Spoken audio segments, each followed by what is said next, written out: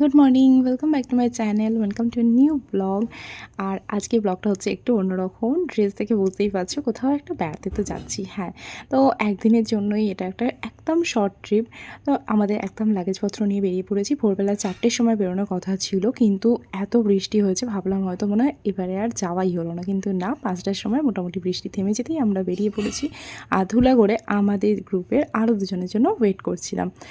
এখন এই নতুন আমাদের যে মেম্বার তাকে নিয়েই বেরিয়ে পড়েছি একেবারে।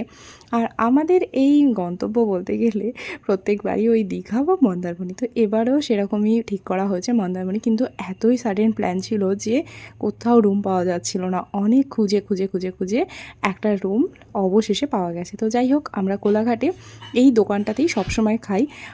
যথাসম্ভব নামটা হচ্ছে ইন্ডিয়ান, এবং এই দোকানটায় এত সুন্দর আলুর পরোটা, আর তার সাথে দেখছো যে আলুর দমের প্লেটটা, ওটা দারুণ খেতে হয়। কিন্তু আমি সকাল সকাল আবার এতটা আলুর পরোটা খেতে পাই না, তবে ভাগ অবশ্যই বসিয়েছিলাম।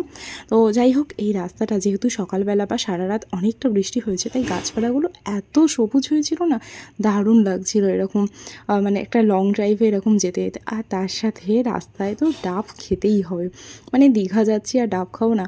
আর আমার জানো তো একটু না মানে হালকা শ্বাস থাকবে এরকম ডাব খেতে কিন্তু দারুণ লাগে। ওর আবার শুধু জল থাকবে সেরকম, কিন্তু একটা মোটা শ্বাস পড়ে গেলে ভালো লাগে না।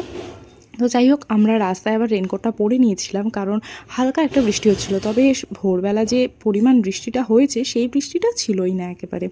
আর ভাবছিলাম এরকম বৃষ্টি ওয়েদারটা এরকম যেতে তো ভালো লাগছে, কিন্তু ওখানে গিয়ে যদি দেখি বৃষ্টি, তাহলে কি সমুদ্রের পাড়ে যেতেই পারবো না? কিন্তু না, দেখা যাক কী হয়, দেখতে থাকো তোমরা। তো দেখো, এখন কিন্তু একটু বৃষ্টি বৃষ্টি ওয়েদার আছে, হালকা টুকটাক বৃষ্টি পড়ছিল। আমরা প্রায় কাছাকাছি চলে এসেছি। আর এই ব্রিজটার নামটা কি জানি না, এর আগে এই ব্রিজ দিয়ে যাইনি, এই প্রথমবার আর কি যাচ্ছি। তো বেশ ভালোই লাগছে, জার্নিটা এনজয় করতে করতে যাচ্ছি, কিন্তু মনে হচ্ছে রাস্তা কখন শেষ হবে।